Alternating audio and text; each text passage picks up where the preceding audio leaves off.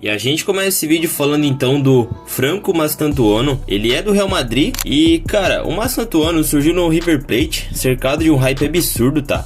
Jovem muito talentoso, canhotinho, estilo realmente moderno. Rapidamente começaram a colocar ele como uma das maiores promessas do futebol argentino, e não era por menos. E aí veio o salto que, na minha opinião, eu considero gigantesco pro Real Madrid. Chegou com muito status, tá? E expectativa lá em cima. E um investimento pesado, na casa de 50 milhões de euros. Era tratado como mais uma joia que o Real Madrid iria lapidar e transformar ele em uma estrela. E cara, só que se ele tá nesse vídeo, você sabe que isso não aconteceu, né? E na prática, cara, não aconteceu mesmo. Ele simplesmente não correspondeu dentro de campo, não conseguiu se destacar, não teve impacto, não mostrou nada que justificasse todo aquele hype criado em cima dele. Faltou intensidade, faltou decisão, faltou personalidade para ele durante essa temporada, para jogar em um clube desse tamanho. E honestamente, eu acho que ele teria dado bem melhor. Ao invés de ter ido para um Real Madrid, ele ter ido para um Paris Saint-Germain, que era um clube que já estava encaminhado à contratação dele. E aqui entra o principal problema, né? O hype foi muito maior do que o futebol, porque quando ele chega com esse nível de expectativas no Real Madrid, não existe meio termo. Cara, você entrega ou você vira uma decepção, rapidamente. E no caso dele, virou uma decepção mesmo, né? Hoje já não se fala mais tanto dele, já não tem mais aquele barulho todo que tinha, e ele vai ficando cada vez mais apagado, dentro de um elenco cheio de estrelas. E mesmo quando ele entra nas partidas, eu pelo menos não vejo ele tendo impacto. Eu vejo ele fazendo uma jogada boa aqui e outra jogada boa ali, mas nada que a gente diga, uau, esse cara realmente valeu o preço que foi pago em cima dele. Ainda mais quando tu considera que, por exemplo, o City pagou 30 milhões de euros no Cherki, ou o Bayern de Munique pagou 57 ou 58 milhões de euros em cima do Olise, né? Então, cara, realmente foi um preço que não valeu a pena de jeito nenhum. E o próximo dessa lista aqui é o Nico Williams. E esse aqui é um clássico de como o hype pode subir e cair muito, mas muito rápido. Durante a Euro de 2024, né, onde a Espanha foi campeã, o Nico Williams simplesmente explodiu, tá? Jogando muita bola, sendo muito decisivo, um dos melhores da seleção espanhola, partindo pra cima, infernizando as defesas. Durante a Euro, virou um dos grandes nomes do torneio, e o hype foi lá pra cima. Começaram a surgir propostas de vários gigantes da Europa, Bayern de Munique, Paris Saint-Germain, Barcelona. Muitas especulações, muita expectativa. Parecia questão de tempo até ele dar um salto definitivo para um grande clube da elite europeia. Só que aí veio uma decisão que mudou tudo. Ele escolheu ficar no Atlético Bilbao. E beleza, até aí dá pra entender, pelo lado da identificação, o projeto, etc. Mas dentro de campo, cara, depois disso tudo que ele produziu na Eurocopa, o nível dele, cara, simplesmente despencou, tá? Ele renovou com o Atlético Bilbao, como eu falei, e depois disso foi só ladeira abaixo.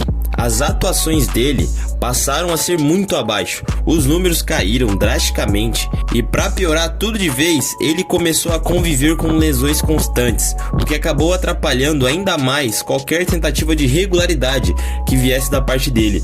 E aqui vem o contraste, tá ligado? Aquele jogador que parecia pronto para ser um dos grandes pontas da nova geração europeia, hoje não consegue ter sequência, não entrega números e passa longe daquele nível que ele apresentou lá na Eurocopa de 2024, o que é uma pena em pensar que esse cara tava quase fechando com o Barcelona. Já imaginou ele fazendo dupla de ponta com Lamine Yamal? Mas ele deu pra trás, né? É um jogador covarde na minha opinião, porque você basicamente colocar um clube no nível do Barcelona para entrar em uma transferência muito cara e você do nada dá pra trás, é realmente um absurdo. E agora o próximo da lista é o Cole Palmer do Chelsea, porque esse aqui é um dos casos mais curiosos dessa lista. Na temporada 23-24, o Palmer simplesmente explode. Após sair do City, foi vice-artilheiro da Premier League, decidiu jogos e chamou muita responsabilidade para si, e em vários momentos carregou o Chelsea no bolso, por muito tempo nas costas.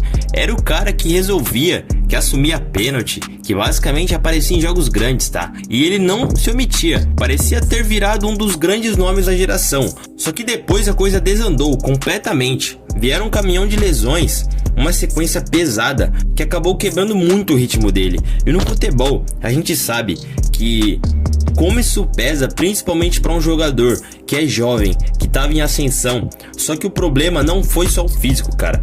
Mesmo quando ele voltou a jogar, o nível nunca mais foi o mesmo. A intensidade caiu, a participação diminuiu. E em muitos jogos ele simplesmente parece um jogador comum dentro de campo. E isso que chama muita atenção, porque aquele cara decisivo, protagonista, hoje em várias partidas, parece que ele tá andando dentro de campo, sem impacto real no jogo, sabe? Some e não chama a responsabilidade como antes. E ele também não decide mais jogos.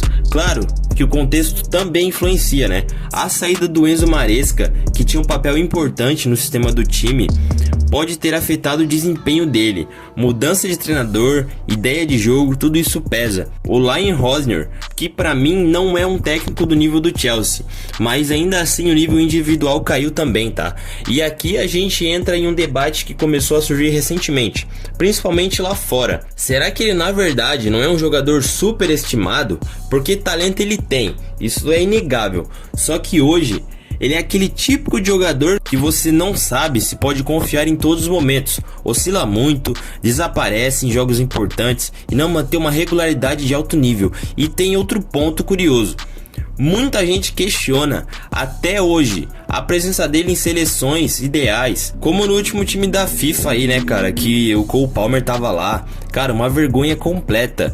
E no fim das contas, é isso, tá ligado? Ele é um jogador que, na minha opinião, só fez uma temporada boa, teve lampejos dele no Mundial de Clubes, ele decidiu o Mundial de Clubes pelo Chelsea, mas não foi, nossa, que incrível, tá ligado? Não foi nada disso, cara. O Palmer, pra mim, ele é um bom jogador, e eu acho que ele explodiu, ele hypou demais. Não só por conta da temporada 23-24, né? Mas também por causa da comemoração dele, por ele ser frio e tudo mais. O Palmer tem qualidade, isso aqui é inegável. Eu gostaria de ver ele no City de novo, mas eu acho que está longe de acontecer, ainda mais nessa fase tosca que ele vive. E o próximo dessa lista é o Gavi do Barcelona. E esse aqui é um caso que divide muitas opiniões, tá? O Gavi, ele surgiu lá em La Masia, cercado de expectativas, né? Muito jovem, já jogando no profissional em alto nível, com muita intensidade, raça que esse cara tem pra técnica. Rapidamente começou aquela comparação inevitável, e rapidamente começou aquela comparação inevitável com o Pedri, que já tava no elenco, quem seria o melhor meio-campista do Barcelona no futuro. Só que hoje, essa disputa praticamente acabou, né? O Pedri evoluiu, se consolidou e atingiu um nível mais alto, enquanto o Gavi acabou ficando para trás. E muito disso passa pelas lesões que ele sofreu, principalmente aquela lesão séria no joelho com a seleção espanhola, que deixou ele de fora por praticamente 1 ano e meio. E isso para um jogador tão jovem como ele pesa demais no desenvolvimento. Fora outras lesões, que tirou ele do campo durante 3, 4, 5 meses, porque quebra o ritmo, atrasa a evolução de um cara que é jovem e mexe com a confiança, porque ele volta pro campo com aquele medo, será que eu vou me lesionar de novo? E aí entra o ponto principal. O Gavi nunca foi esse craque absurdo, na minha opinião, que muita gente pintava, mas também está longe de ser um jogador ruim. Como a mídia madrista acaba dizendo, né, que o Gavi é só hype, que não sei o que. Cara, ele é um ótimo jogador. Ele é muito útil, intenso, que pode ajudar bastante, principalmente vindo do banco de reservas ou compondo o elenco. Só que aquele hype de novo fenômeno, melhor meio-campista do mundo, isso claramente não se confirmou. Hoje ele está em um momento de reconstrução, eu diria.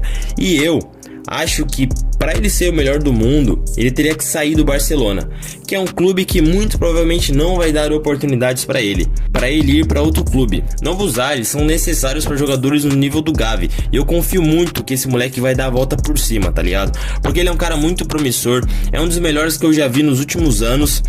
Não é só porque tal jogador era muito hypado e ele basicamente some do nada que ele é necessariamente ruim, tá? O Gavi, ele é o melhor exemplo disso. É um cara que joga muita bola, mas infelizmente, né, galera, isso aí foi o que aconteceu com ele. E bom, rapaziada, esse vídeo ficou por aqui, né? Aí, bom, vocês provavelmente devem estar se perguntando, e cadê o quinto jogador?